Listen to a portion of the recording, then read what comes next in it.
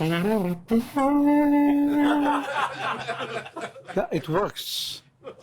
So I don't know what to say. When you get an honor, you get sort of swamped into the natural tendency to be satisfied with what you accomplished in the past. But the point of my lecture today is that the job is not finished. And I do not consider you to be beneficiary of this work, but as the elite force of common sense.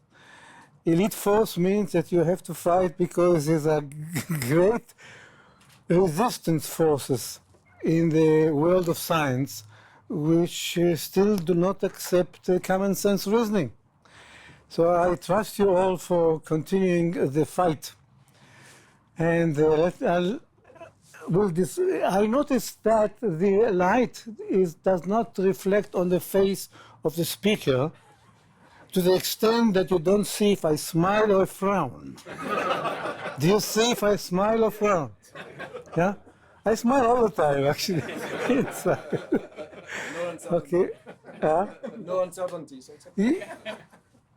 Is there a way of improving the light? It doesn't matter. Okay, as soon as I smile. So I would like to take you through some personal journey that led to my initial work on Bayesian Network, of which you are familiar now, being a user of BayesiaLab. And then I'll take you to the next step and try to convince you that the next step is as important as the first, if not more important. How do I advance this machine? Only by hand. Not by intention. You want the power? Okay.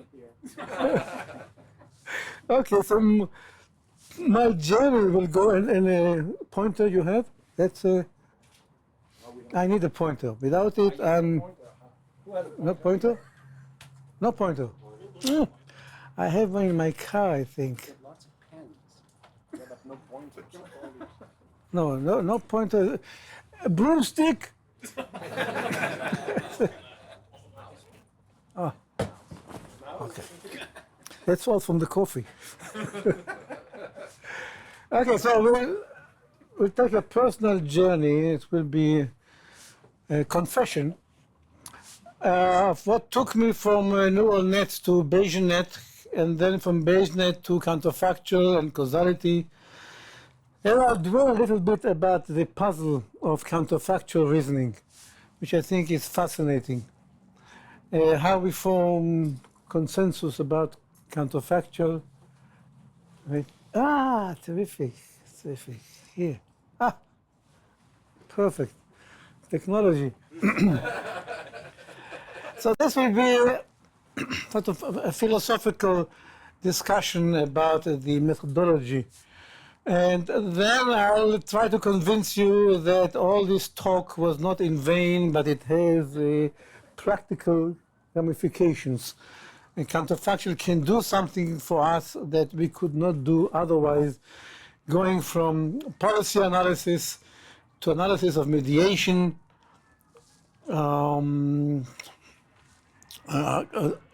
attribution. Maybe I should elaborate of what each one of those means, because I know myself. I know that I'm not going to finish the talk in time.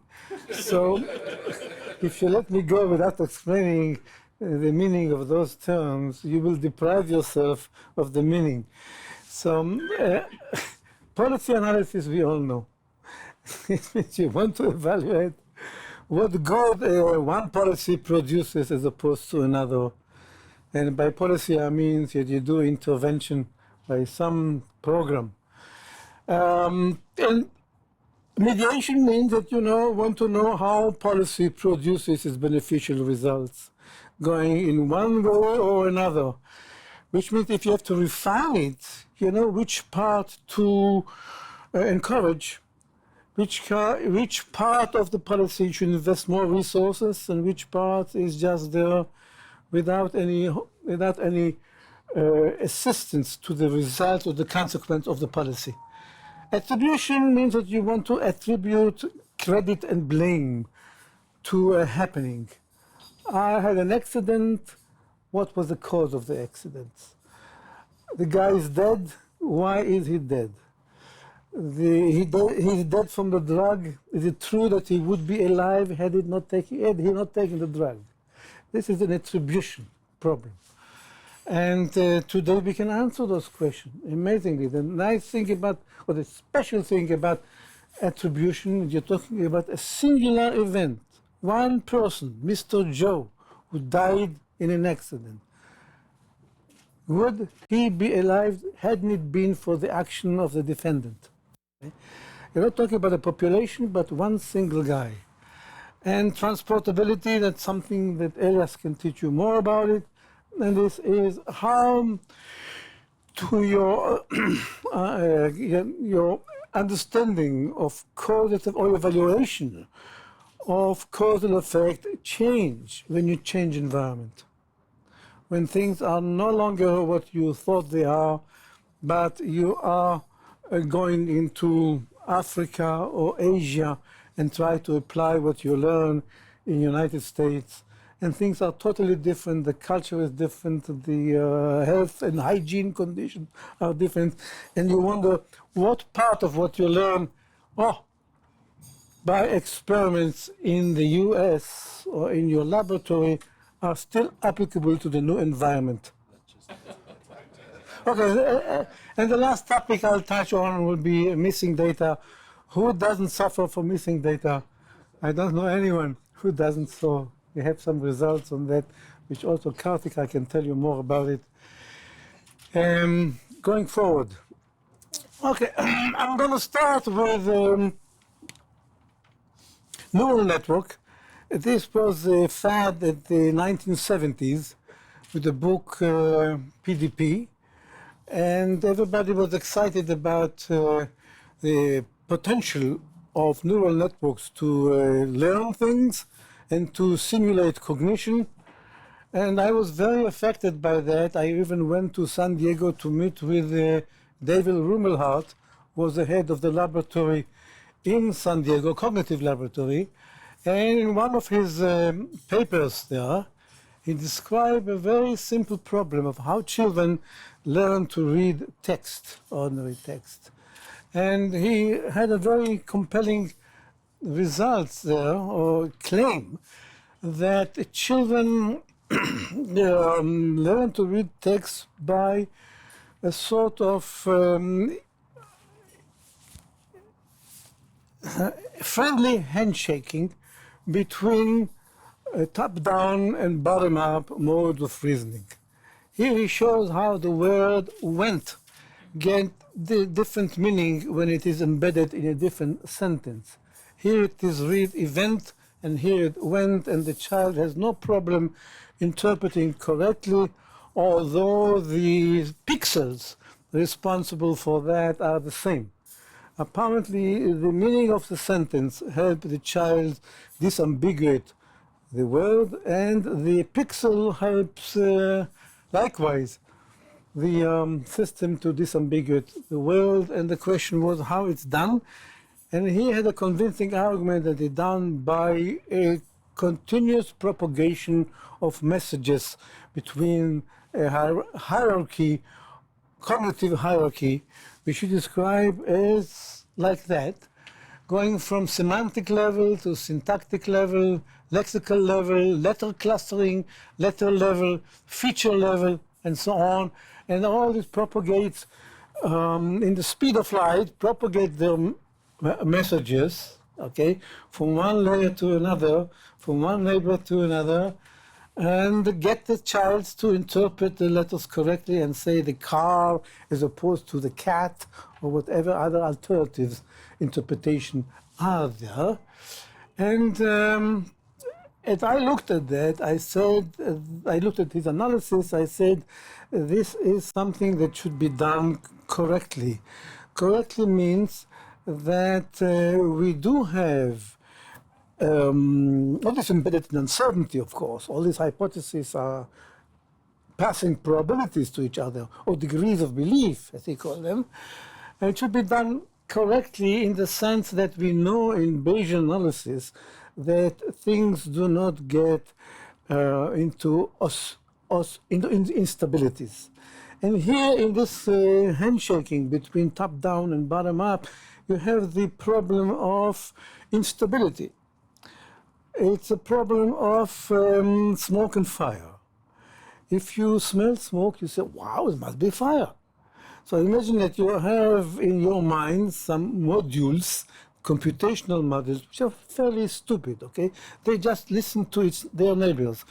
So the modules called fire listens to the module called smoke and says, oh, there's a smoke here, so I should increase my degree of belief. And I should say, yes, it's fire. Goes to sleep, and then later on the module called smoke wakes up, oh, there's fire.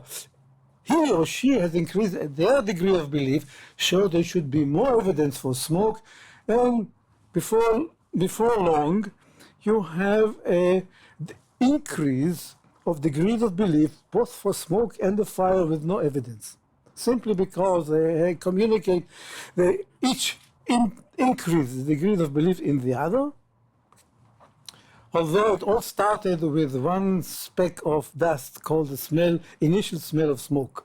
Okay, so this is a problem of instability that you have if you allow things to propagate asynchronously, autonomously, stupidly, in the sense that each one passes messages only to its neighbors. And that was the architecture of neural network. There's no supervisor. There are only special purpose computational modules that pass messages to each other. Okay? Whenever they like to. And I said it should be done right because in Bayesian analysis and probability theory, we do not have instabilities of that noise. If we do things right, if we go to the Kolmogorov of axioms and we solve and we find the correct probability distribution that results from the evidence, we don't get instabilities. We get the normal probability that each proposition should obtain as a result of the evidence available. Just condition on evidence. Conditioning is a very mild and friendly operation. Never gets you to trouble. So I said, if it is true that human beings are using that kind of architecture, and at the same time it's true that probability is a protector of common sense, that you never get oscillation, you never get ridiculously wrong answers if you do things according to its governing axioms, then there should be some way to marry the two and do the propagation correctly. What could be the correct way of doing it? At that time, I worked, I think, 3 or 4 years on that, and I want to give you a sketch from my notebook that I took a few years ago. I discovered that that was how I looked at the propagation in trees. Okay? That you do have lambda and pi propagating. I'm not doing anything wrong. Oh, yes, I am. Okay, good. I tried to plead innocence and was found guilty. Good. So eventually I got the answer to show that if you do have a propagation in a certain way, you do relax to the correct answer after a finite number of steps. And what do you do when you have the correct answer? I use a Talmudic trick that if you have the correct answer, you put it as a question. And I put it as a question at that time to, here, yeah, the question, it is a homework that I gave to my class in decision theory that I taught in 1981. And to entice students to solve it, I also decorated it with a nice story, Hollywood kind of story, that the body of a woman was found this morning. Police suspect murder and picked up her ex-husband for questioning. And one of the neighbors testified that he heard a couple fighting about 2 weeks ago.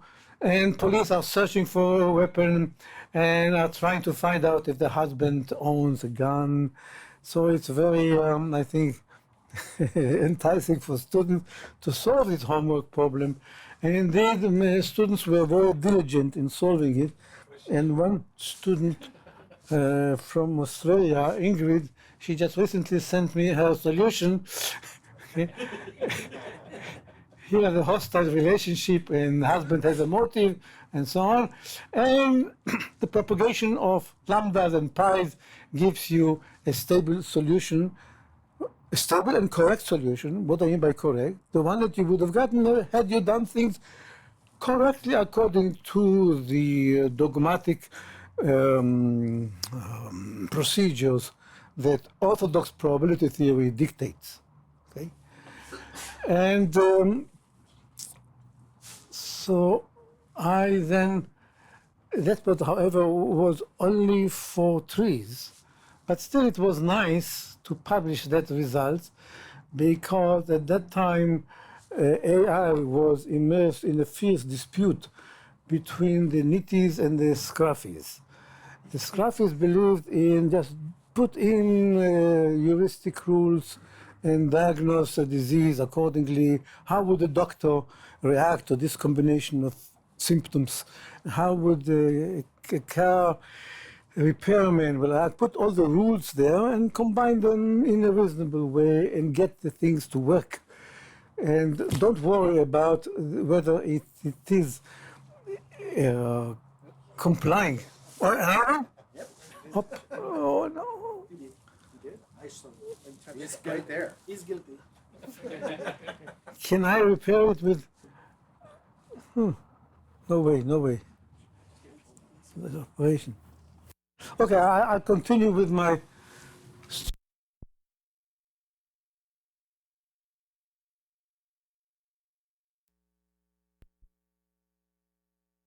Semantics for the procedures that you are employing. Semantics, for instance, if you believe in probability theory, it should be, you should get at the end results something that probability theory dictates. And if you believe in logic, then logic should be the governing principle. If you believe in Dempster-Schaeffer degrees of beliefs and others, you should get it correctly by whatever semantics you.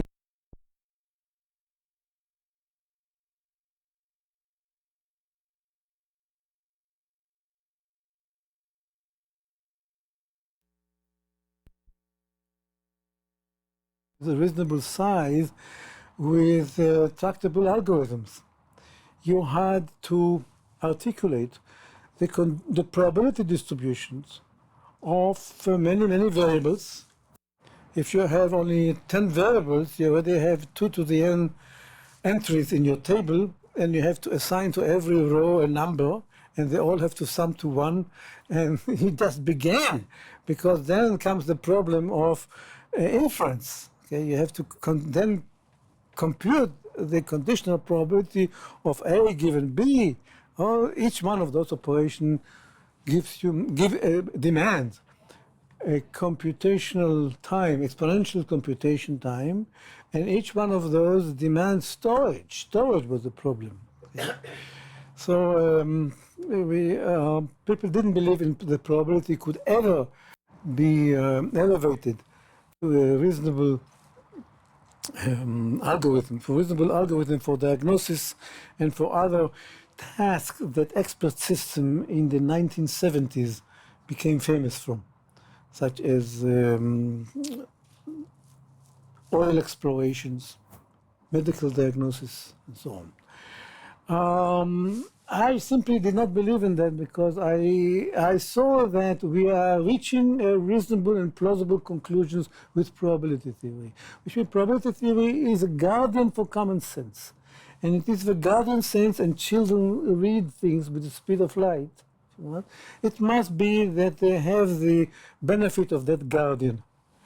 And in which case there should be some way of combining the plausibility, the cognitive plausibility of probability theory together with the architecture, with the PDP architecture of independent autonomous message passing architecture to get something reasonable. So that's why I used the word reference base at that time to milk as much respectability as I could at that time. I know that people never criticize reverence. Okay? But they think twice before they dismiss reverence. They can dismiss me, but not Reverend Bain.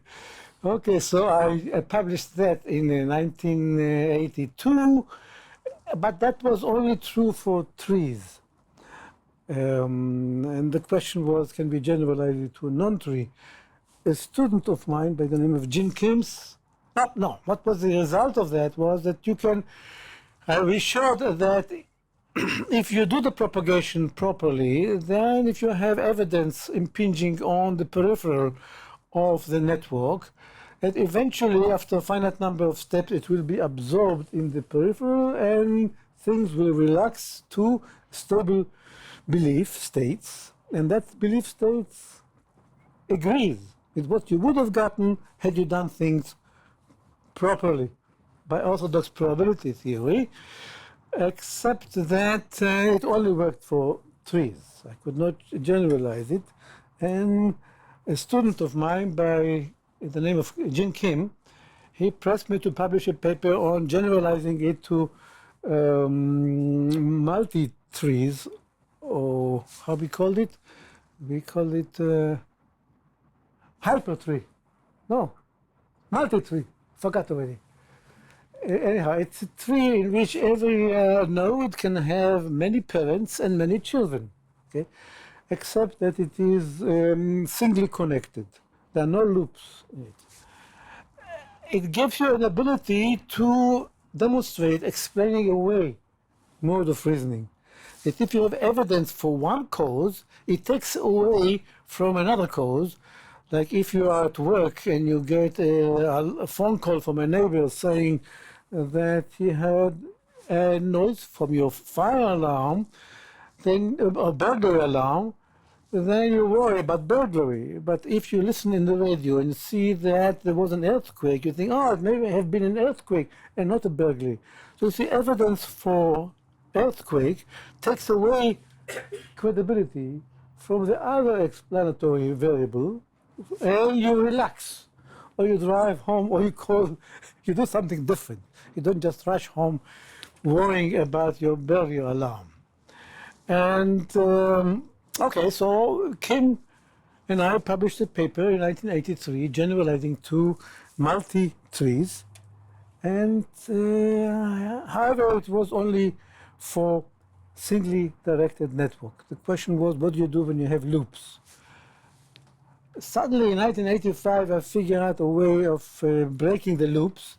It was by conditioning on a loop breaker, and I'll show you later how it goes. And at that moment I got the grandiose idea that I solved Bayesian network, because we can break the loop, which means we can solve any Bayesian network now, and we can get the correct probability. So I got the audacity to publish a paper called the Bayesian network. It was the first time that the word Bayesian network was coined, and it was published in a cognitive cognitive science society in Irvine, under the title Model of Self-Activated Memory for Evidential Reasoning. They probably wouldn't accept it if it wasn't connected with cognitive model. Okay, and how I proposed then to break the loops, it was by conditioning on a common ancestor. If you have x1, which is the common ancestor of x4, x2, and x5, you have a loop, and then you condition on x1. Condition it for taking the value 0, 1, 2, whatever number of level it has, and each time you condition, you break the loop into a tree, or into a polytree. And in a polytree, singly connected, we know how to propagate things asynchronously and get the right result. So you do it as many times as the loop breaker demands, and you get an answer. But at least we have now a feasibility model of how to handle loopy Bayesian network. It was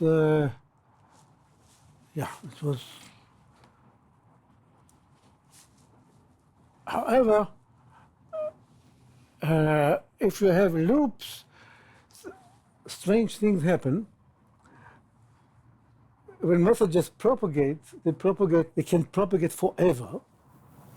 Number two, they can even relax to a state of belief that is incorrect, namely a state of belief which doesn't correspond to what you would have gotten had you done things correctly. Okay?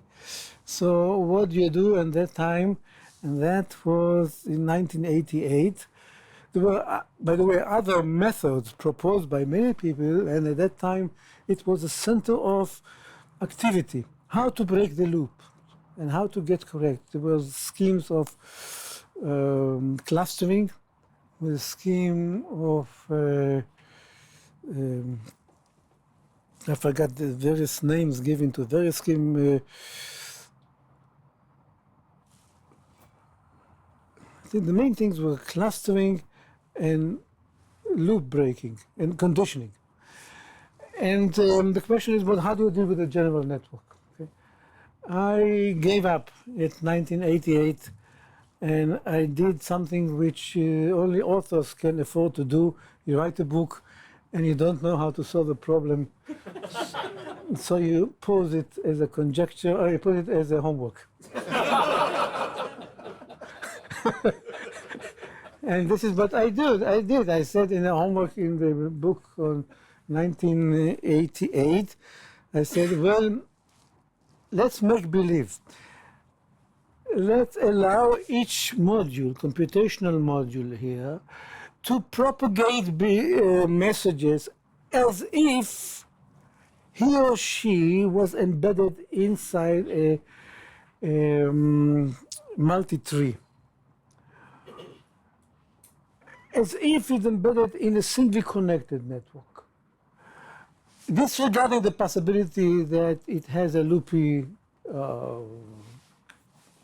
connection there, propagate message as if it was a tree or multi-tree, and see what happens. So the homework read, discuss this method as a possible approximation for the correct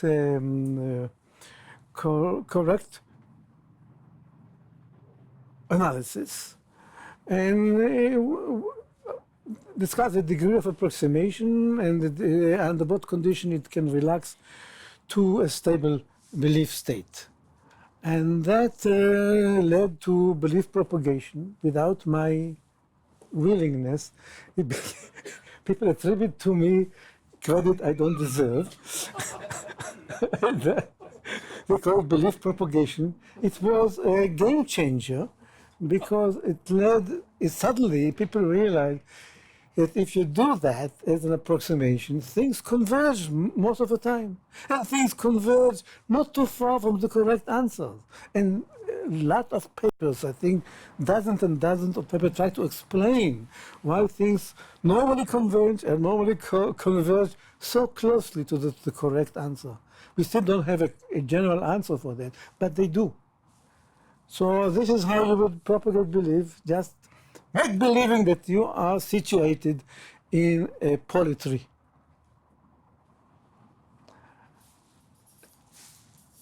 And that's good, because all the other techniques required a supervisor.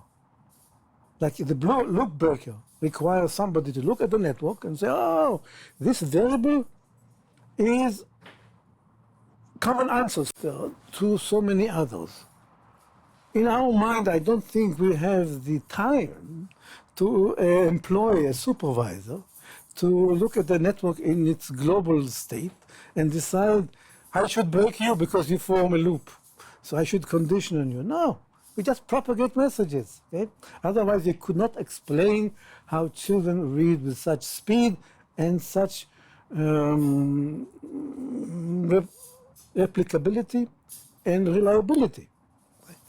So it's almost based on the desire to replicate the wisdom of a child reading text, with the belief that we should be able to build machines that have the same architecture. Okay, so if you have, then so many applications came out of the ability to do tractable belief propagation. And I'm sure that you have more application than what I put here in with your experience and with the experience of other users of BayesiaLabs. But I just marked, I listed a few, I think, Homeland Security, investment, medical diagnosis of all, it started that way, credit rating by companies, and so on. Number 15 is good. What? Number 15 is good. 15 is classification of wine. I'll be the beneficiary of classification, of Bayesian classification. So the wine served here at this bar is beneficiary from Bayesian bed.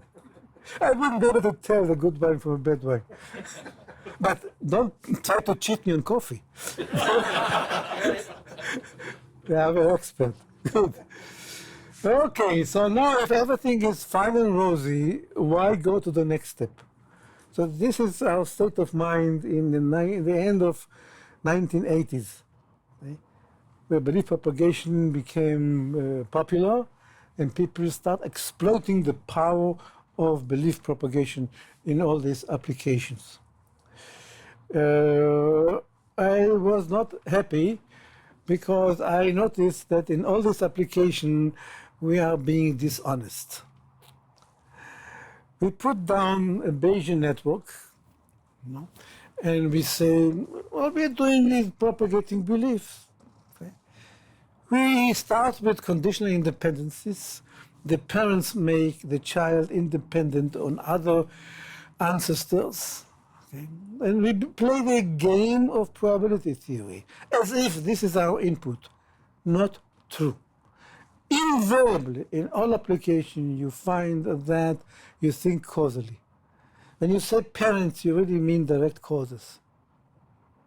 When you say other ancestors, you really mean indirect causes. Okay? And all our thinking, all our inputs, all our conversation, so is revolves around causal talk. And in the papers that we write probabilities as dishonesty. I said that there must be something there that we should tackle directly and honestly and mathematically. And I noticed that there is tension between correlation and causation, and philosophers have written a lot about it. I really try to tell myself, ignore what the philosophers said. Because they didn't have the mathematics to deal with the representation that they want to represent. Okay? Do things commonsensically and see how far you can get. Okay? Without reading Aristotle, without reading Hume. Start with common sense, because Bayesian networks are really causal networks. See what they can give you. Okay, what is special about causality? It can answer questions that statistics cannot answer. In particular, it can ask a question about intervention. So if you look at statistics proper, and if anyone here is a statistician, anyone can stand up and say, without blushing, I'm a statistician? No, no one. Oh, we reached a stage where being a statistician is not as honorable as being causal analyst. You want honor to do, you say, I do things causally. Okay? At the time that this all started, you couldn't say, I do things causally. You would be chased out of any conference or anything. But things have changed. So what this is my perception of statistic proper. In the back, behind the curtain, there is a joint distribution of all variables. This is the oracle of all oracles. If you know it, you don't have to do any more job or any more work. Okay? Sometimes it's space data. You take the data, you infer the properties of a joint distribution, such as, for instance, infer whether customers who bought product A would also buy product B. Okay? Many people are making good money on that. And it's a very simple exercise. This exercise, it says, find out, here's a query or the aspect of P, what's the probability that B will be true, given that A is true, where A and B are the proposition that will buy product A and so on. It has a name. It has an expression in probability theory that you can say, this is what I want to find. And this is what I get in my data. I know that I cannot get very reliable answer if I have only a few samples, but I know the theorem of the large number and all the 150 years of estimation that all statisticians have been working very diligently and very craftily, and all the theorems that they have are all in the textbooks, but they cannot answer the question that I'm going to show you later in a second, which is here. I want to know whether customers who bought product A would buy product B if we double the price. So here I am, the sales manager of a very greedy company. I woke up in the morning and I say, how come our price is so low? I bet we can make so much more profit if we double the price. So what will happen if we double the price? Here I want to do now something that perhaps wasn't done before. I want to be a maverick and an innovator, and I'm sure the president would like me if we succeed. What would be the profit or the number of customers if we double the price today, this morning? I have a record of the company. I look at the record and I see that the price was fluctuating in the past. But it was fluctuating as a result of various reasons that may not hold today. Perhaps a competitor share of the market was unsatisfactory to our marketing people in the past. Perhaps there was other reasons for raising the price or changing it, okay? So here I'm looking now at the record of the company, and I am about to make a decision, why not double the price tomorrow? Okay?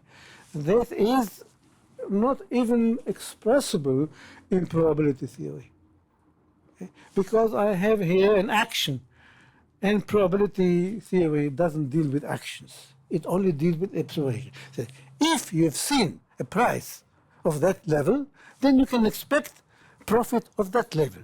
If you have seen, but not if you do.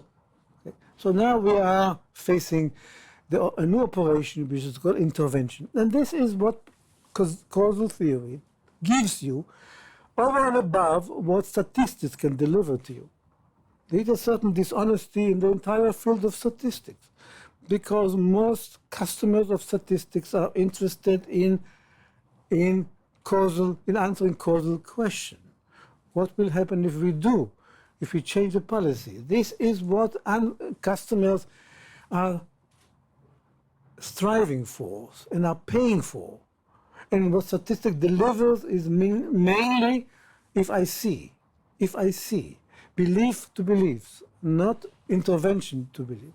So it's a field of dishonesty. It has been. Okay? But it's, I say, repenting now. Repenting. Okay, so we need to have that ability to say, what if I do? And there's another level. Sometimes you want to see, to reason about the past. And say, here's a guy named Joe who bought product A. He's a nice customer. Would he have bought A had we doubled the price? So we're reasoning backward now. It's not that we are wondering about how many customers in the future will buy that product. We have a guy that actually bought this product. Would he have bought it had the price been doubled before his decision? Had the price been double what it is now before he made a decision? We are reasoning backward. You can ask me, who cares about the past? And indeed, I'll answer that. Who cares about retrospective thinking? I took an aspirin, my headache is gone. Was it due to the aspirin? Perhaps it would have gone by itself. Constantly we make this decision about a single event and we worry about what was the cause for this specific event.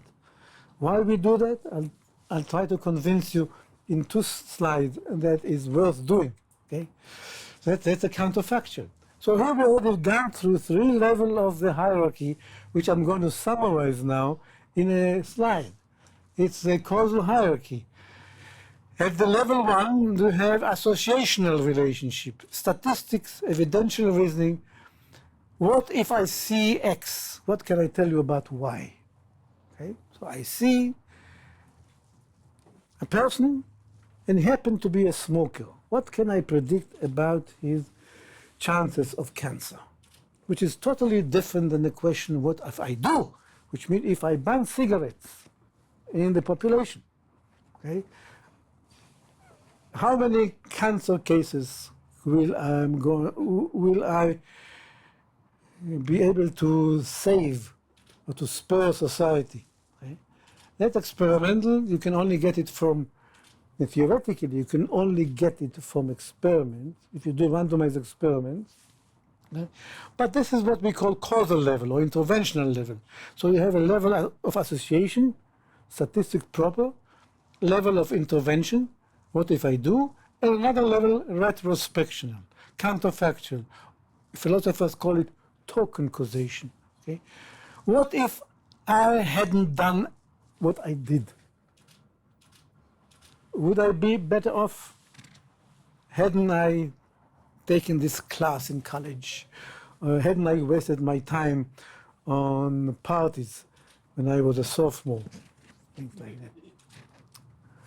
But I did it. And I see the consequences. I'm a dumb. Okay? I'm not good. Ooh. Would I have been better off? A person that is more proud of himself had I not done what I did. All our morality is based on that. All our sense of justice is based on that. All our free will and other moral issues depends on that, and we communicate that way more than we communicate with the intervention level. Okay? So then we have a hierarchy here, and the thing about this hierarchy, I would like you to implant this in your mind, because there is no way to answer questions at level I without assumptions in level I or lower. No way that you can answer question about policy analysis, about the effect of interventions without assumptions of that nature in that level. Okay? Either by doing an intervention itself or by assuming certain things about the world in that level. They have syntactic signatures that you can tell right away and where you belong, but that keeps you out of trouble. You cannot answer question in level I unless you have assumptions in level I or lower. We all know that part. Okay? Causation doesn't imply, correlation doesn't imply causation. That's what it means here. You cannot go to causation. Can I just ask you a question? Yeah, go ahead. With respect to point 3, is it not a do application on past data? No. You cannot express that in the do language. You cannot express this question. Would I be better off hadn't I done what I did? So by using the characteristic of this guy in the past and simulating it with a do, you cannot do that? No, you cannot do with the do language. You cannot do it because do is only population level analysis. Okay, the probability that something happens had I done, or a population. had I applied uniformly on the population.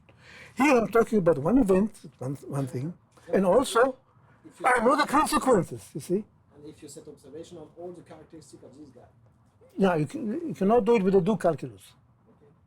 You have to go to a counterfactual calculus. Y sub x. But of course you can say, who cares about retrospection? Who cares about the reasoning about the history? Who cares what the reason was for Julius Caesar to cross the Rubicon? Or for the stock market crash in 1990, in 2009, whatever it was. Who cares for the reason that we got into that? Let's do things properly for the future. Okay? It turns out that we communicate with the past because we are so familiar with the past, and that is so instructive. So I'll go and try to replace all this with something which enables you to reason in all three levels: the statistical, the interventional, and the counterfactual. And this is called data generating model. It's not something esoteric. It's not something mystical. It's what everybody is thinking of when you put a problem down on paper. It's how the data is generated. Very simple. It's an invariant strategy, also called mechanism, recipes, laws, protocol, by which nature assigns values to the variables in the analysis. Okay, so you imagine that you have Mother Nature as a new oracle. She sits there and she assigns a value to every variable that you can measure. She assigns this table a temperature. Thou shall be 25 degrees centigrade, no more and no less. And she has the wisdom to compute all the factors in this room: the radiation from these bulbs, the speed of the molecules rushing from my mouth. And she put them all together. Oh, dear Mother Nature. Don't press here. No, plus this, when you shut down this. I shouldn't. Okay. Impact on the temperature. Because Mother Nature watches me. Okay. So, and she decided that this object should have a temperature of 23 degrees centigrade, no more, no less. Now, here's the crux of the matter. We have to assume that she has this wisdom. We don't have to assume that we know how she does it.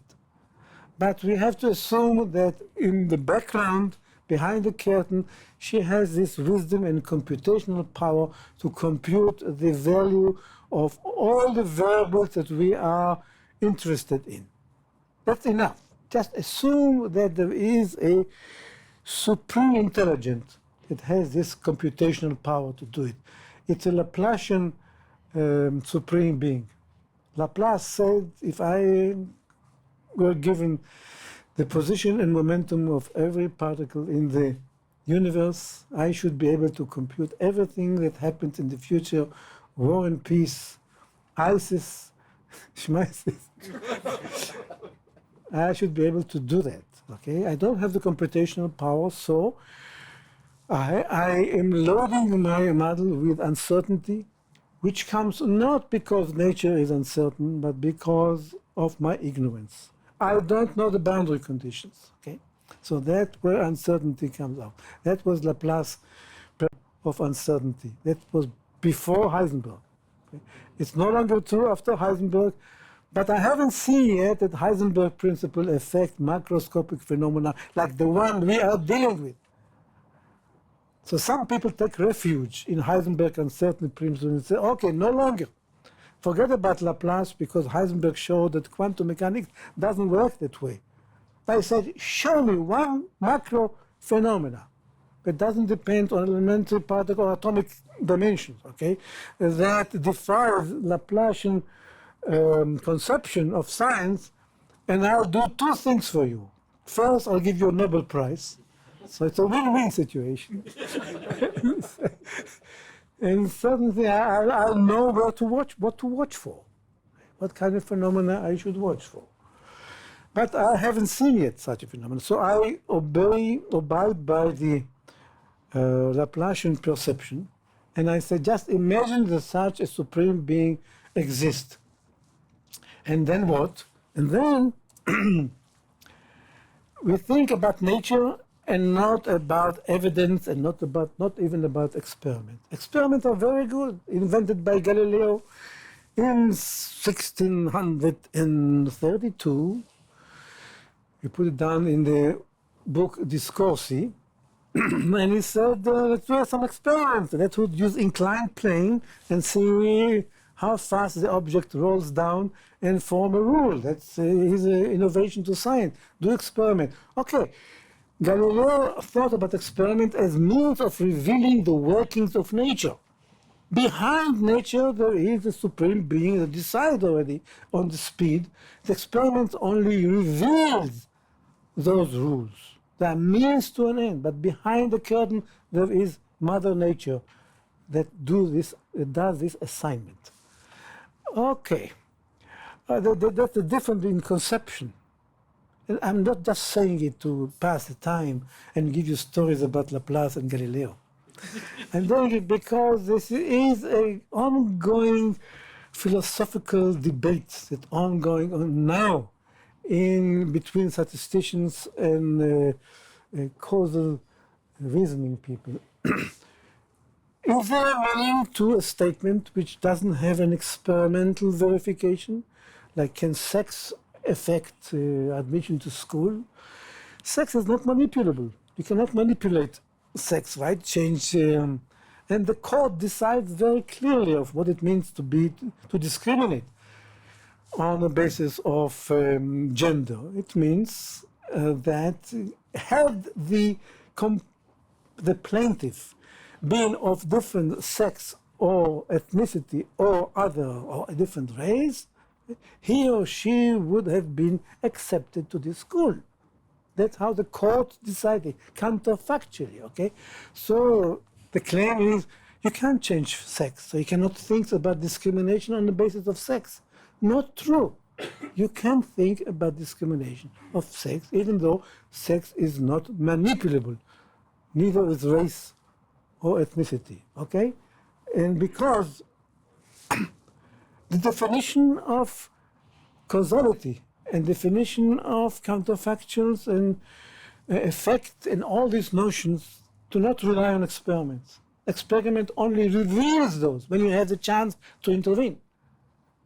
But the ability of an employer to look at your gender and decide is there whether or not you manipulate sex. So this is what counts. The ability of this object to listen to the molecules, the speed of the molecules around it. This is what counts. So causality is defined by the ability to listen and respond. If it is a variable that can listen to another and respond to it, that means that the latter has caused the first. That is the causal relationship between the two. This is my definition. It's anthropomorphic because it has to do with listening, okay, and responding, but it works. What do I mean it works? It means it defies the conception of causality which is limited only to manipulable variable. So it extends it and liberates you from this constraint of thinking only about experiment and intervention as a defining mechanism for causality. Listening is enough. Okay, so if you are agreeing with me, we can ask the question about, I want to convince you that all of science is built on that conception. Not just recently, okay? It has been in the makings throughout the generation. It has been the driving force behind your understanding of physics, high school physics. I'm going to go to Hooke's law and convince you now that everything you have been doing in high school physics was counterfactual, was not algebraic. And here's my proof. Bing. Assuming that you have Hooke's law and the proportionality constant is 2, so you say that the length of the strings is twice the weight that you hang on it. Okay? here. Why the length is twice the weight that you hang on it, and it so happens that you hang 1 kilogram. So here's the information that you have. High school physics, what is the length of the spring? You substitute x is equal to 1, you get 2, and here is the solution. Bing. It's solution. Now, my algebra textbook says that two set of equations are algebraically equivalent if they preserve solution. That is what allows us to move algebraically terms from one side of the equation to the other side, to add two equations, multiply them, and do all kind of legitimate algebraic multiplication. They all preserve solution. Therefore, this set of solution is equivalent to that. They preserve a solution. Here's the solution, correct? Now, if my high school algebra book was correct, then whatever I can deduce from that, I can deduce from that. They're equivalent. So if the equation of physics were algebraic, I should, from this equation, set of equations, provide an answer to the question, what if the weight was 3, not 1? Can I do it? I cannot do it. This one allows me to answer the question, had x been 3, y would be 6. Or if we raise x to 3, y would be 6. How do I do that? As a high school kid, okay, if you were given that kind of problem, you will just wipe out this boundary condition. You plug in x equal to 3, plug it here, you get that the answer is, where is, oh, I'm sorry. Can I go backward? Yes, I can go this way, I think. No. Which is the way to go back? Here, but you don't have it. Yeah. So you know how to do it. You plug in x equal to 3, you get y is equal to 6. Can you do it here? No way to do it here. Okay, why? Because these are not just algebraic equations. There's more to it. The meaning behind those equations is counterfactual. It's assignment. Nature will assign a value to y which is equal to twice the value of x. It's an assignment. In computer science, you have a very clear distinction between equality or assignment. One register takes the value of another register, multiply it by a value of a third register, produce the result and store it in the third one. That is the assignment. This is exactly what nature is doing. Thou shalt have temperature. So, if it's an assignment, then the law of algebra doesn't work for that anymore. What works? We have to have a new algebra for assignment. This algebra, you see what involved. It involves operation that you did in high school by wiping up this boundary condition, replace x equal to 1 by x equal to 3, and continue. This wiping out of equations, that is the additional ingredient that this new algebra should have in order to solve physics problem. Not counterfactual, because physics is counterfactual. I just proved it to you. Any questions about it? Yeah, I know there are many questions. I know one question I got in 1999. Glenn Schaefer, he said, give me a break. Physics is not counterfactual. You can interpret counterfactual, but it's not. It's just a collection of algebraic equations, as Lord Russell said. See, we don't need causality in physics. It's just algebraic equations. The laws of physics never had the word cause in it. Okay? We can wipe out any talk about cause and effect. It's enough to do. But physicists, from day one, they invented the transistors and the lasers by what? By talking cause and effect in the cafeteria and writing algebraic equations in their papers. Which means the mind of the creative mind of the physicist was driven by cause and effect thinking. Okay. Even though were successful in hiding it behind Schrödinger equation and all this business. Okay, I'm with the cafeteria people. It can generate a laser and a transistor. Okay. So let's try to build an algebra of counterfactual. It must involve the wiping out of equations, and this is what the algebra goes on. This is perception of nature. It's just generalizing what we said now about a single spring to many springs. So whole nature is built of springs. One variable, listen to all the others. Everybody listen to all the others. Feedback is okay, but listen and react. And this is just an algebraic way of generalizing and writing down the idea that every variable, forget about all the rest, just to pacify the pure mathematicians among us. Look at it.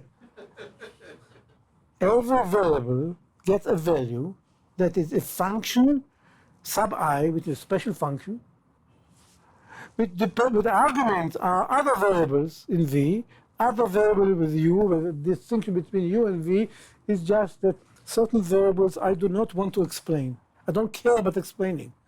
I want to take a face value like the weather, like war and peace, the price of beans in China. I take them as given. I don't want to explain them because I'm dealing with a medical problem, not with the Chinese economy. Okay, so now we have that, it's just an algebraic. It turns out, here's a very familiar one to anyone who took econometrics 101, structural equation. Right? The value of y is determined by the value of x, and nature goes through the exercise of looking at x, multiplying by beta, adding to it a constant, and also consulting other factors which might affect y. Okay? This is structure.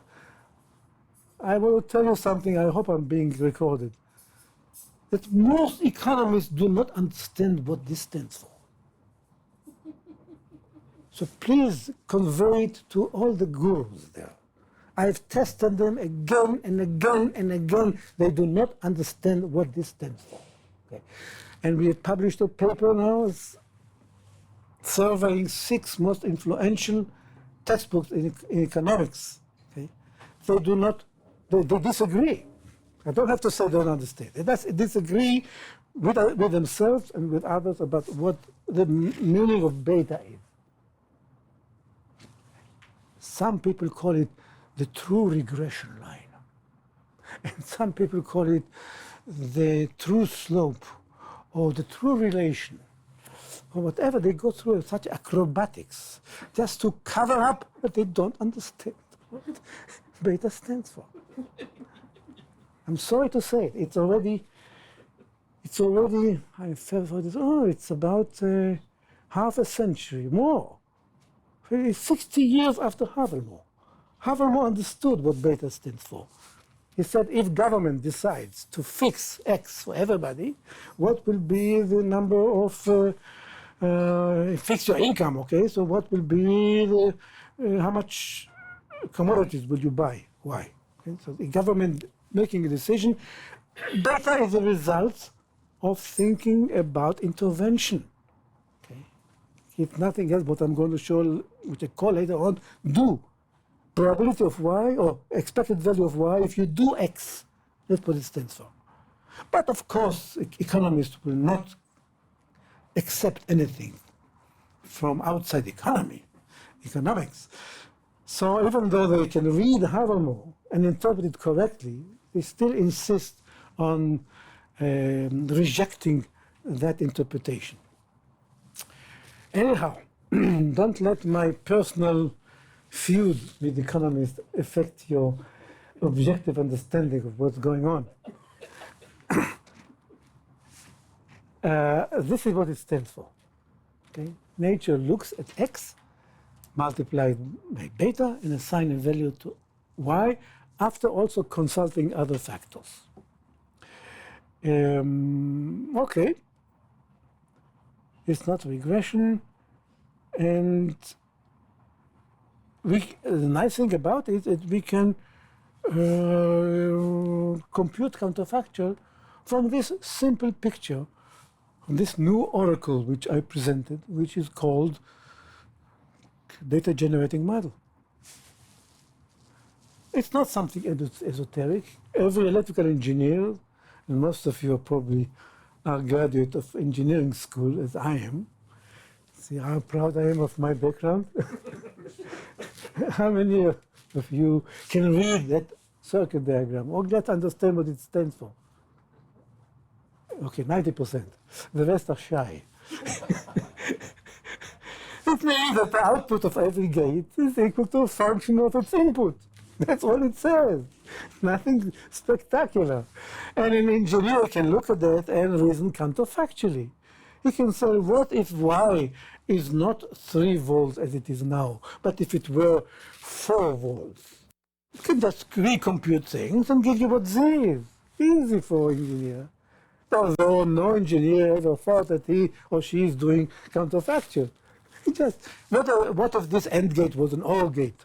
In your mind, you change the structure, you put an OR gate there, you recompute the function, and give me what the new value of Z is. Easy.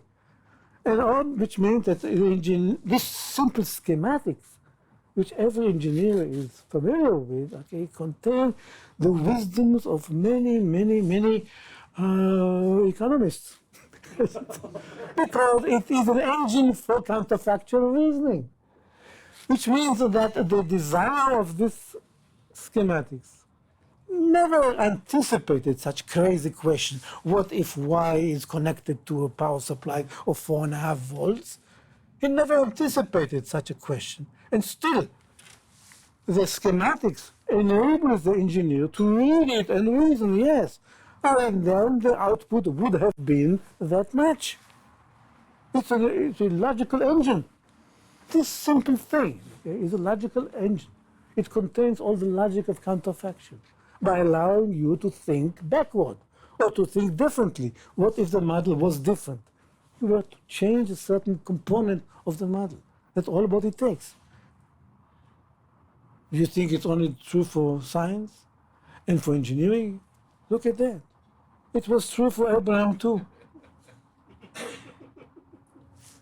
When God told Abraham that what he's about to do to the wicked city of Sodom and Gomorrah, what did Abraham say? Are you crazy? Are you about to smite the righteous with the wicked? I mean, where is justice? השופט כל הארץ לא יעשה משפט. That's how it sounded 3,000 years ago, which means the governor and the supreme judge of the universe will not do justice? Oh, what is Abraham is trying to do here? Look at the counterfactuals here. What if there were 50 righteous men in the city? First time counterfactual is mentioned in the Bible. What if they were? Now, you know the story how it goes. And the Lord says, here it is. Oh, wait, oh no, you're right. If I find in the city of Sodom 50 good men, I will pardon the whole place for their sake. Okay? God give them. He said, Abraham gave up. Abraham goes and say, what about 45? And he continues, and he says, are you going to make a big fuss about 5 people? So God says, no, 45 is fine with me. I'm going to spare the whole city. So Abraham goes down to 40. What about 40? God goes down to 40, then it goes to 30, to 20, and to 10. And every time Abraham says, I know I'm just a man, I don't understand this supreme thing, but what about 10? And God gives in up to the number of 10, and then Abraham doesn't come back, and we know what happened. But the question that this story leaves us with is, what is Abraham haggling for? Does he doubt God's ability to count? Or does he doubt God's ability to distinguish between the righteous man and the wicked man? No. Abraham is trying to find the general rule of collective punishment. under what condition in general would the whole city be demolished on account of few wicked people? In that respect, you see, Abraham was the first scientist because he strives to get the general rule, the threshold, under what condition you will wipe a city on account of few. Okay? What he reveals to us is that counterfactual represent the quest for a general rule, for the rule of physics, for the rule of Hooke's law, to a general rule of physics. Okay? So that is why I bring it in, and this is the beginning of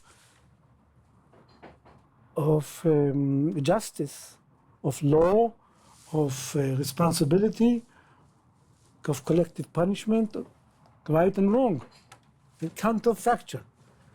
And indeed, you know, in the laws today, in the tort law, you are obliged to pay compensation if the damage would not have occurred had it not been, or but for the defendant actions. But for is accepted, I think, from the time of Hammurabi, although I haven't checked it, that it is part of our legal reasoning, counterfactual. So by this, I'm going now to some technical part. I'm sure I exceeded my time. I told you you're going to miss all the benefits of counterfactual reason. So far, it was just philosophy, right? From Abraham to Laplace.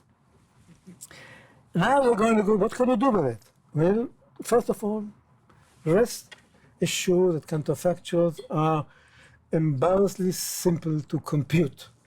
If you have the data generating model, you can compute counterfactual even if I wake you up in the middle of the night. It's just high school algebra. Which is in the middle of the afternoon for you. What? Which is in the middle of the afternoon for you, right? And for me, yeah. For me, it's easy. And here's the semantic for counterfactual. Look at the sentence, the basic sentence. Y, variable name, would be small y in situation U. Had x been x, you see this counterfactual connective here? We denote it by subscript, not by conditioning. It means that small y is a solution for y in a mutilated model where we cut off the equation for x and we replace it by a constant and input y. So it's very simple, you see. Give me the model. You tell me y would have been whatever it is, had x been. Don't try to impress me, okay? It's high school algebra. Take the equation that currently controls x, replace it with the constant. Here, the constant that you gave it to me, here, y sub x, you see, you gave me this query, had x been x, I have to replace it with a constant, x is equal to x, and then solve a new set of equations. So if you have the equations, with all the parameters there specified, you got yourself an answer to counterfactual questions, okay? It's easy, so that's why I call it the fundamental equation of counterfactual. Y sub x in the model x, the counterfactual equals to nothing else but the value of y, the solution for y in a mutilated model. Good. And it also means that it's very easy to compute intervention. All it needs to do, if you have what will be the probability that y will get a value small y, if I do x is equal to x, you take the model, currently x is being controlled by you, forget it, override it, okay? Make everybody smoke 3 packs a day. Bing, x is equal to x, now compute x. You know the result of intervention. Can you think of anything easier than that? Good. So now we have, I call it, this is a fundamental equation of intervention. You see, do can be expressed in terms of counterfactual, not the other way around. Counterfactual cannot be expressed in terms of do because do is a population property. You see, the probability of something happening, probability of y had we done x to the entire population. Okay. No. Here, I probably don't have much time, so I can demonstrate to you how easy it is to to compute counterfactual for if you have a structural equation. Like if you have linear structural equation, okay, treatment, study time, score on exam, here classes are taking a program X, here you have structural equations, and I want to compute something which you don't find in the structural equation textbooks. Never find that. Okay? You have a guy named Joe, a student. What would Joe's score be had he doubled his study time? One individual, one student. Okay? And you solve all this by textbook. You find all the alphas and beta and gamma by population, by taking the population estimates with the best techniques available. So you got yourself the value of the parameters. These are all population parameters, okay? But now you have a guy named Joe, and he measured that much on exam. 0.5 here, on Z he measured 1 hour per week on homework, while he scored on the exam. What would be Joe's score had he doubled his study time? The connective here, had he doubled. See, the counterfactual, had he doubled something in the past, okay? It's so scary to authors of structural equation textbooks that they never deal with it. But they do have the machinery and the calculus to compute all these nice things about individuals. They're so hung up on the estimation, on goodness of fit, and all this. So they don't tell the reader what you would be able to do had you solve the estimation problem, had you get alpha and beta and gamma estimated to the last digit. What can you do with it? What kind of policies can you change, and what kind of inferences can you make about the individuals? They're scared, they're simply scared of this counterfactual connective, which sounds like non-scientific. You're reasoning back in time. And here's how it's done. You tell me, had he doubled his time?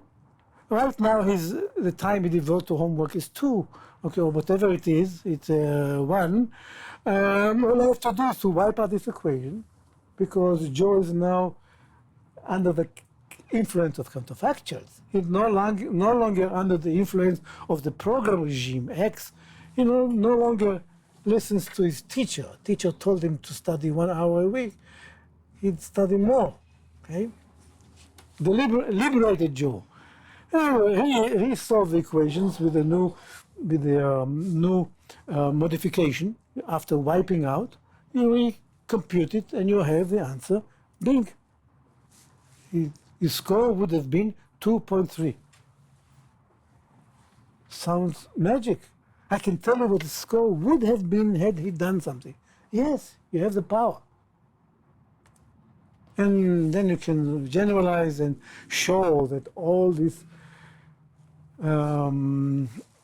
hieroglyphs that you find in the literature on potential outcome, the Rubin-Neiman kind of thing, y sub 0, y sub 1, z sub 0, z sub 1, y sub 0, 0, had x been 0, and so on, that nothing else but things that can be generated and computed from the simple structural equations. So ask me, if you want to fill this table, I'll fill it to you in a couple of seconds, given the structural equation. Okay? So you don't have to mystify science if you can simplify it and deal with the way that we perceive of nature. Nature works by the structural equation. That's what makes one variable get values from other variables. This is our modeling, our code for nature, for the face of nature. And I'll say something in case I forget to say it at the conclusion. That so far, statistics has denied nature a face. I make it move more blunt. Had denied reality a face. See, reality doesn't have a face in the textbook of statistics. Data has. Probability distributions, they do have face. They have equations, they have tables. Huh. Where is reality? they build buildings now in Columbia University called Data Science Institute. And there's Reality Science Institute. Okay, that's my private. Continue. What can you do with it? You cannot do much without the second law of causal reasoning. So you have the first law, we just talked about it, the law of counterfactual. Up in the, and the second law, which is this, how do you move it back? So, oh, show me. Yeah, easy. It looks easy, yeah. The second law is law of conditional independence, which many of you know because you took the classes here, and most of them deal with Bayesian network. One of the criterion there for independence is a D-separation. But it also works in terms of structural equations, not only from Bayesian networks that are built probabilistically. It also works for structural equations, which means if you have structural equations, what it guarantees to you is every time you find separation in the graph behind the structural model, you are guaranteed that in the data you will find this separation. You find the conditional independence. The conditional independence in the data is dictated by a separation in the graph. Okay, I'll demonstrate it here. Here you have the structural equation. Arbitrary functions, arbitrary distributions for the u variables. Okay? Still, every time you have a missing link here in the graph specifying them, you are guaranteed that in the data you will find independence. Here's the missing link, right? From climate to wetness. It guarantees to you that C will be independent on W given S and R. S and R are the separators. Right? There's another missing link there. Bing, here. So it guarantees to you that S and R will be independent given C. I didn't include W for a good reason, which is called collider bias. You are expert in that now. I don't have to explain to you. But that's a little twist. The main thing is that the graph contains a picture, not entire picture, but a picture of the structure of the structural equations. So that the independencies that you can find in your data are a reflection of the structure of the graph that generated the data. Nature is gracious to us. It gives us ability to go backward. And indeed, what you can do with that, applications are number. Model testing. You have a certain model in mind, you want to test it. Here are the testable implication of that structure. The missing link. They give you the testable implication. You can test them one by one. You can list them one by one. You can ask questions about them, whether they are sufficient, whether all of them agree on a certain answer. But you can trim them. You can do structural learning, which means you prune out all those that are incompatible with the testable implication, incompatible with the data, and leave only a list of compatible and plausible structure, which is good because you can ask also the question of whether they agree on questions such as if I do. You can derive by symbolic calculus, you can derive answers to what if I do questions. And many nice things like reduce scientific question to symbolic calculus. Do I have a few more minutes? If not, I'll quit right here. If I do have, I'll just flex my muscle and show you, look, Mom, no hands. How long do you need? How long do I need? Let me see. I need 15 minutes. We have? Good. Okay, good, I can go. So now we are in the applications area. Okay? And I'm going to go quickly over certain application area that weren't addressable before we had this calculus, and now they are solved in my definition.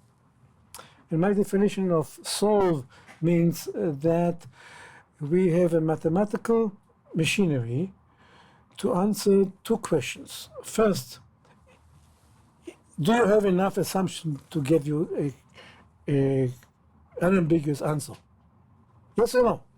It's a computer science question. Yes or no? If no, give up. And if yes, I'm going to give you an algorithm that gives you the answer. Okay? This is what I mean by solve the question. Two steps. Do you have enough assumption to solve it?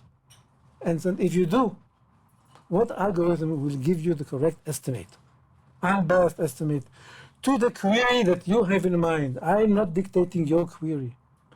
And that's something which evolved from that. You can ask complex, convoluted queries. Like, what if I were immune to vaccination? Should I take a flu vaccine? Maybe I don't have to suffer all this itching here. What if I were in the category of people that would not have flu, no matter what they do? I'm not sure that I am in that category, but if I were, should I suffer the inconvenience of vaccine? What data should I consult to answer this question, to be able to estimate it, to have enough assumptions to answer it? Crazy question, convoluted, or involving counterfactual. What is the effect of a treatment on the non-treated or on the treated? Counterfactual. Okay? You were treated. What do I mean by effect of treatment on those guys that were treated? Which means that if they were not treated, these guys, okay, would they be better off? All kind of convoluted answers, we can answer them. So that's the freedom that we get. We can counterfactual. Okay, so where are we here? Here's one simple question, which I know now how to go back. It is pressing that way, yeah. There's a puzzling ambiguity about counterfactual. It's a miracle that people communicate with counterfactual and they understand each other. Hume, here I'm referring to Hume, again to milk some respectability. But it shows you about the way people think. When he wanted to give a definition of of a cause, he said, here's a definition. We may define a cause to be an object followed by another, where if the first object had not been, the second never had existed. Okay? So this is his second definition in 1748 in his treatise. No, not in his treatise. Whatever it is. It's a few years after he wrote his first book. He first had regularity, now he came to counterfactual. And the question is, why did he resort to counterfactual to explain a mundane and common things like cause? He was looking for a definition of cause, and he came out with this, something which reads fairly convoluted, right? An object had not been, the second never had existed. Wow. And this is constitute an explanation, a definition for cause? And people accepted it and admire him until today. He's a big statue in Edinburgh. But he deserves it, because he did something that not many people dare to do. Okay? Something with Lewis in 1988 definition, A has caused B if B would not have occurred if it were not for A. Now I come here as a humble observer of philosophy and I say, what's going on here? Two pillars of philosophy gives you a definition for something as simple as cause in terms of something convoluted as counterfactual. What's going on here? Is counterfactual less troublesome than causes?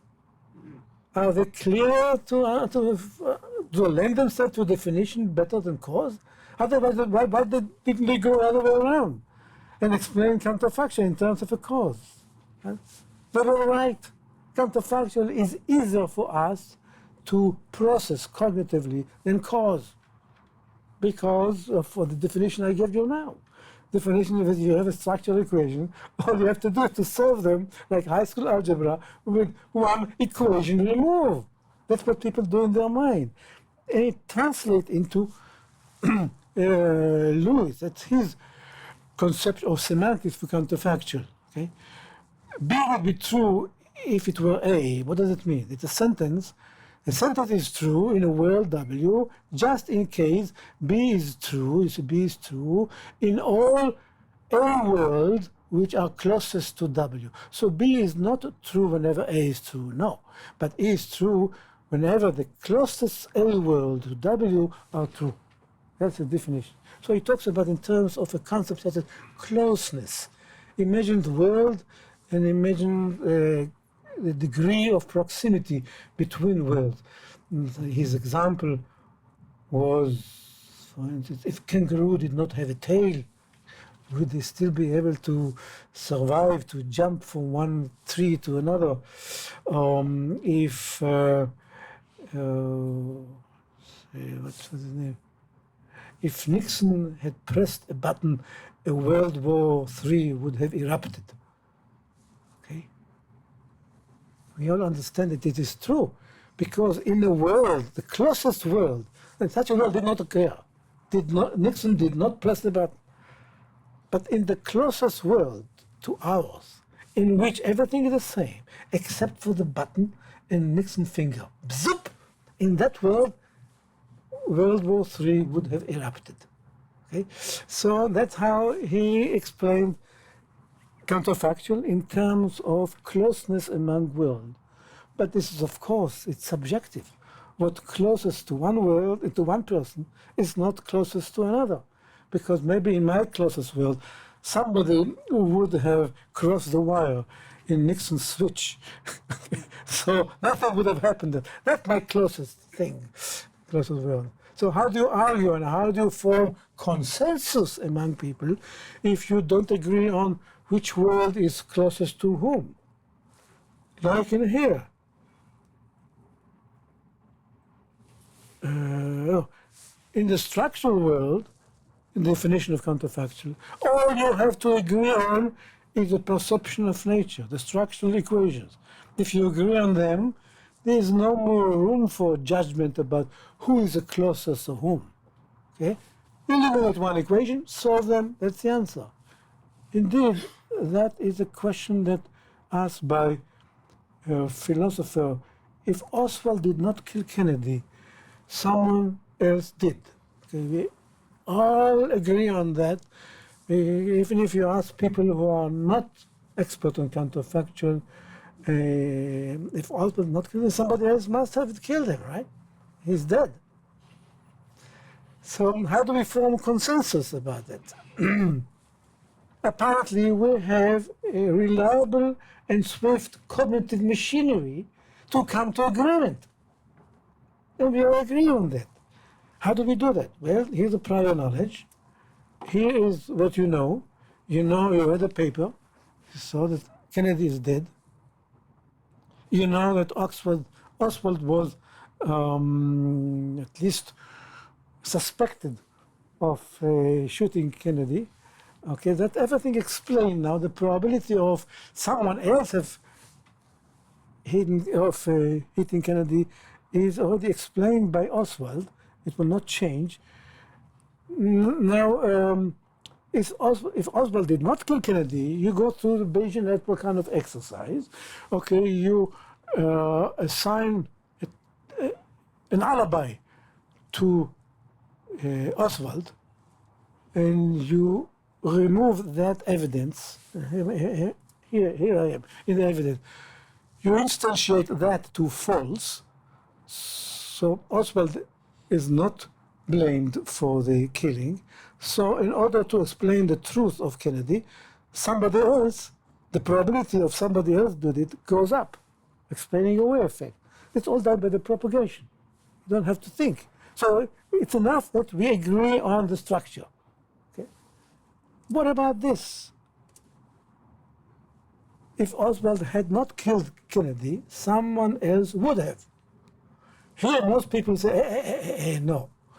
Why would anybody else kill Kennedy? Okay, that's how you and I would reason about it. And how do we show it on the Bayesian network? This is the status. Now we read the paper. Oswald killed Kennedy is true, and now we have to simulate that. Hadn't killed Kennedy. Could you imagine that Oswald is sitting there and somebody stuck in a trigger? Trigger doesn't go. Okay? Hadn't killed. Some miracle happens that prevents him from taking the action. So you have to simulate it as an action preventing miracle. Bing, it goes here. Now you sever the mechanism that made Oswald press the trigger, and now it must be that somebody else, no, it must be somebody else would have killed him. Now you say no, there's no reason for somebody else, because you look at the structure, there's no reason for somebody else would have killed him, unless you stipulate a conspiracy. In Texas in 1963, maybe there was a general resentment against Kennedy at that time. Which means that if somebody watched Oswald and he didn't complete the job, he would take on the rifle and go and complete the job. That's a different Bayesian network. It's showing correlation between somebody else, the motivation of somebody else, and the motivation of Oswald. Okay? So it all comes from the structure. It's not something that we need to argue about. It comes from, and if we agree on the structure, it explains why we form consensus in our communication. Okay, now we got the counterfactual at work. Bing, bing, bing. Okay, now we got what you can do with it. You can answer all if I do questions, which means you can answer, you can solve the policy analysis question, problem. Give you an example here. In sports medicine, they're trying to find out if it's true that warm-up exercise eliminates or reduce cases of injury or produce injury. It's still an unsettled question in sports medicine. And you have data. You have many games, many records about how many hours the team exercised before and after, what was the nature of the coach, and what was the genetics or the fatigue of muscles of the players. You have all this. Sometimes it's measured, sometimes it's not measured, and the question is, what should I measure to answer this question? Some of those are very costly to measure, fitness level or maybe genetics, and some of them are available to you. So the question is, given that perception of the mechanisms that could affect the injury. And here is a perception of Schreier and Platt in 2008. What can I say about it? And the answer is the mathematical solution. Do we have enough assumptions to solve this problem? Assumptions are contained in the missing link of the graph. So, does this graph lend itself to an answer? Yes or no, given that you can measure a subset of variables. Which variables do you need to measure from those mentioned here in order to answer it yes? Not as easy, but if you attended Felix's course, you should, in the middle of the night, wake up and say, oh, this is nothing else but backdoor, right? Let's apply the backdoor condition. And the answer is yes. If you know the parents of X or the parents of Y, you are done. That's direct parents. Or if you have any other set, for instance here, which, here they happen to be the parents of Y. Good. What if you cannot measure the parents of Y? Is there another subset that you can measure? The answer is yes. But don't measure that, because it's a collider. If you do that, you're going to have a spurious path here, and you're going to bias your results. So here I'm repeating Felix's course. Here we go. But the answer is back to find a set that blocks all the path which have a backdoor path into X. Okay. Even if you don't have such a path, well, here's one. The parents of X. How about if you can only measure these two? Turns out that you can still do it. I'm not sure that Felix talked about the front door, but no, okay, that's the other thing. You have a calculus, we don't have to think even. Just submit it to an algorithm. It tells you yes or no, and the answer is go ahead and do it. Estimate it. It's called fun. Anyhow, the problem is solved. I don't want to elaborate. It's in the literature. If you are interested, it's an algorithm. Unfortunately, there's no software that I know of. Maybe BayesiaLab will have software. Give me the graph, ask me a question, yes or no. And if I answer no, do not bother to outsmart me. The answer is there is no solution. Yes or no? We are talking computer science here, not hand-waving statistics. We are talking computer science, okay? Which means if I tell you no, you cannot get the answer unless you strengthen your assumption, which means you remove a link or you make an assumption of monotonicity, normality, linearity, fine. But if you're talking non-normal, if I tell you no, the answer is no. And if I tell you yes, I'm going to live up to my commitment and give you an algorithm and give you an estimate. Okay. So this is solved. What about the fact decomposition? Every scientist wants to know not only what the result will be of treatment, but how the treatment results in the consequence. For instance, is it direct effect or is it indirect through certain mediators? For instance, here I give you an example. Why do we need to decompose? Because we want to understand how nature works. How does the aspirin remove my headache? By relieving my blood pressure or by affecting my heartbeat or what? How? Because if I know that, maybe I can buy a cheaper drug that just raise my blood pressure. All kind of thing I can do if I knew how. How does the pill affect the heart disease? By lowering my cholesterol level? If this is the case, maybe I can buy a magic drug that lower cholesterol, or I'll do exercise, or I change my diet. All this involves understanding the mechanisms that go between the treatment and the outcome. So I want to know what the intermediate step is. Sometimes it's dictated by law. For instance, discrimination in hiring. You are not forbidden from discriminating by qualification, but you're forbidden to discriminate by gender. So you can always find refuge by saying, I'm sorry, the qualification was enough. But can we tell from statistics, from data, whether the employer is guilty of sex discrimination, looking just at the job distribution of X, Y, and Z? Okay? That is a question. Or whatever information is given to us. If you're giving me experimental data about the how employer behaves under different manipulation, for instance, a very trick way, I can change the gender entry on the application form, okay, and see how the employer changes its hiring pattern. All kind of tricks. The question is, can we tell from data whether there was a direct effect or not? You go to prison or you pay fine if there is a direct effect, and you are exonerated if there is no direct effect. 10 minutes, beautiful, 10 minutes you can do it, okay? So you see the law is very sensitive to the distinction between direct effect and not direct effect. If you're directly responsible for somebody's death, you go to prison.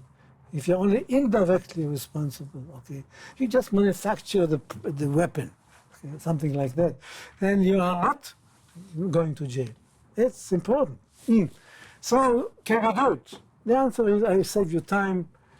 Yes, but we have to define things counterfactually, because there's no way to define indirect effect, even with the do calculus, even with the head. I tell you why. Here, look at that. I want to define indirect effect of X on Y mediated by Z. I want to eliminate the direct effect. There's no variable on which I can intervene in order to break down or to neutralize the direct effect between X and Y. So I cannot isolate the indirect effect by manipulating other variables. Okay? So I have to define my indirect effect in an indirect way, or in a, what do you call it, in a roundabout way. Here's a roundabout way that I can do it by being. Here's how we define indirect effect. It's the expected value of the output y when we keep x constant, say at x0, and let z, the mediator, change to what? To whatever value it would have attained had x changed to x1. So we really want the effect of x1, indirect effect, but we don't change x1. We let the mediator change to whatever value is double, it's a nested counterfactual. Whatever value it would have had we changed x from x0 to x1. Okay? Are we scared by the convoluted nature of a definition? No, because it is expressed in a mathematical language. Here it is, bing. Once it's in a formula, we can ask the question, is it identifiable from the data we have? Sometimes it is, sometimes it's not. I can find condition, I can find estimators. Here is the estimator under no confounding experiment. Here it is, being indirect effect. Anyhow, and you have two different, the nonlinear system, you have two kinds of indirect effect. You have the fraction of responses explained by the mediator, sufficient, or all to the mediator. I mean, they wouldn't have occurred hadn't the mediator been energized or changed. Okay, enough for mediation. The thing is solved. I'm going to attribution now, because I'm talking about guilt and innocence in the court of law. And there, as I told you, the definition of guilty and innocent comes from deciding if it is more probable than not if Mr. A would be alive but for the drug he took. He claims that he took a drug and he died because of that. His family claims. Okay? He is a manufacturer guilty. And this is a criterion set by the lawmakers. Okay? It had contained two elements. One is probabilistic. It's more probable than not. The other one is counterfactual. It said, but for the action of the defendant. Okay.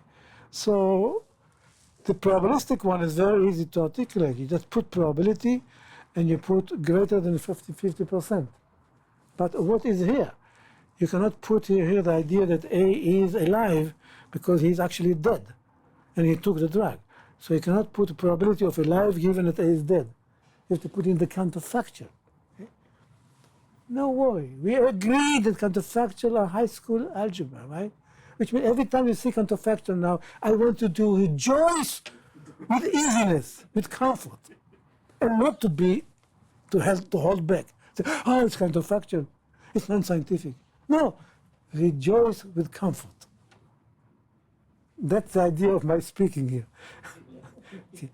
So, can we instruct the jury of whether the guy is innocent or guilty?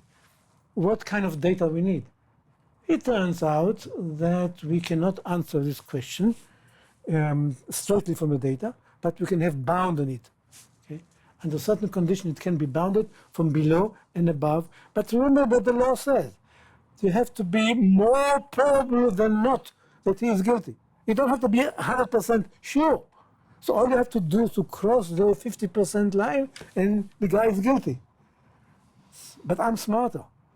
I crafted here a combination of data, experimental and observational, in such a way that not only he's crossed the 50% line, but he's actually found guilty with probability 1, which means there are data. There's a combination of experimental data and observational data that will make him certainly guilty. I'm still fighting with statisticians to accept it. Definitely I cannot convince jury to do some statistics. See how happy they are. I don't want to spoil their happiness. Okay, so recent result, I just want you to be aware of their availability.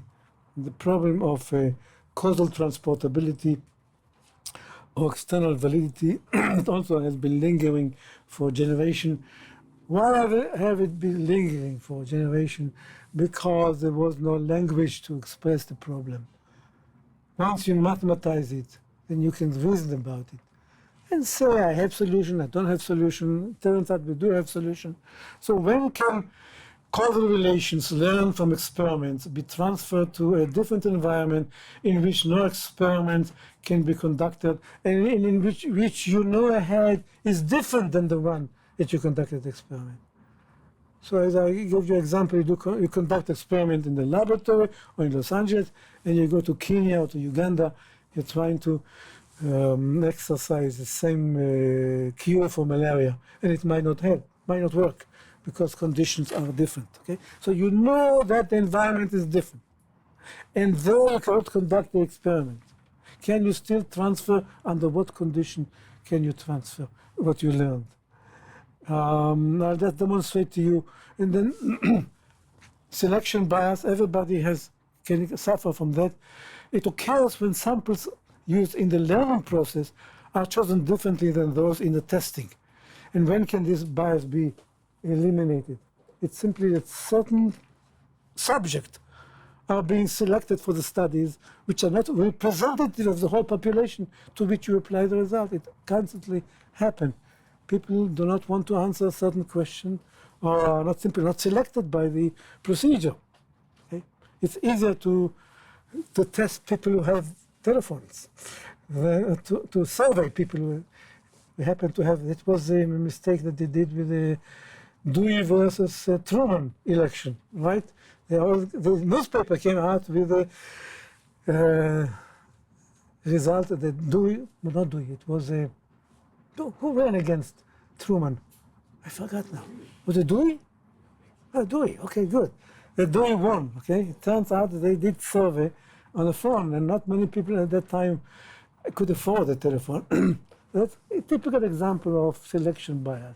Can you overcome it? We cannot overcome it, but we can reason about it. If you know what caused the differential selection, the fact that people have telephones, okay? Or if you know that factor that caused differential selection, can you then decide if you can recover from it? That is solvable. And theory of missing data, same thing, but here the value of some variables are missing. Like people don't like to talk. They told me that women don't like to divulge their age after a certain age, okay?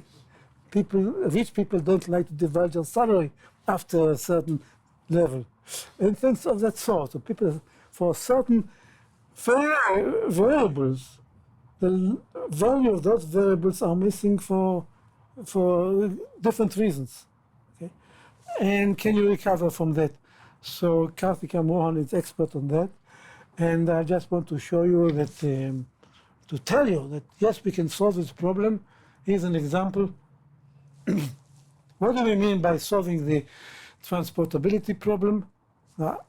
It means that I give you a graph and I tell you this is how I perceive the environment that I conducted the test on, but I know the environment that I'm going to apply to is going to be different. This mechanism is going to be different. Look at the yellow square. It gives you a suspicion that in Uganda you have a different mechanism connected Z with W, and there a different prior probability for this variable. Okay? So I pinned down and I identify the areas of suspicion where differences might occur. Now, I ask the question, is it transportable or not? I learned something in my environment. I want to transport it there. Can I do it or not? If so, what measurement do I have to take in the experimental environment? We're there in Uganda and here in Los Angeles where I got the experiments going. What measurement do I take in each one of them? How do I combine them? Here you can see the answer. Take the green one where you conduct experiment with the do. Take the purple one where you don't have to conduct experiment, you just observe by a telephone book. Okay? And combine them in this way, and that is the answer. And no one can do better. So here is my vision about the days of big data. And when you have surveys conducted in many states, many hospitals around the countries, giving you different results for studies. Some of them are interventional, some of them are observational, some of them have different than the one environment that I'm concerned about, and I need to combine data from all of them in smart way, coherently, so that I'll get in an unbiased conclusion in Arkansas, where I've never been, but I assume that this is where I'm going to apply my result. And that's why that leads me to the next slide that many people are asking me, how does causality how will causality affect the days of big data, the future? And I say that big data must go causal for two reasons. One, because users are not satisfied with what is. They ask, what if I do, policy questions, and they ask for why. They just don't get the answer, they don't buy the answer, they don't take the answer for granted unless they understand the mechanism behind it. And when you just start complaining to big data people that they want to get an answer to the why question, then the big data manufacturers are going to come to us and ask us to help them with the causal reasoning, because this is what causal reasoning is all about. And the other reason is that even before they reach this rebellion, user rebellion, they're going to find that the big data doesn't come from a single source. It comes from dozens of hospitals. And each study there was conducted under different conditions. And so they have to learn how to combine those different sources and how to mimic their commonalities. Because this is what causality is all about. Talking about the invariants. What are the common things among the various studies? And let's get them together and get a coherent fusion of all of them. So that comes to my last slide in conclusions, which says that think nature, not data, not even experiments. Don't forget, experiments are only a man-made device to unveil the secret of nature. But nature is there. And nature deserves a face. So think hard? Yes. To say think hard is a common camouflage for when you have nothing to say. And you can find it in all the papers of all the gurus. We have to think, we have to think. Good. But where do we think? I'll propose to you a methodology where you have to think hard, yes, but only once. The structure of your Bayesian network or of your structural equation. That should absorb all your thinking. Think hard about whether this link should be there or taken out, whether this double arrow should be there or taken out. Think hard. But once you think hard there and you reach consensus with your colleagues that this represents our consensus or our limited knowledge, stop thinking. Don't argue. The rest is mechanizable. So it allows you to think hard where you can argue with people, but you can submit it to scrutiny of your colleagues. And don't argue by hand-waving in a language in which they don't understand you.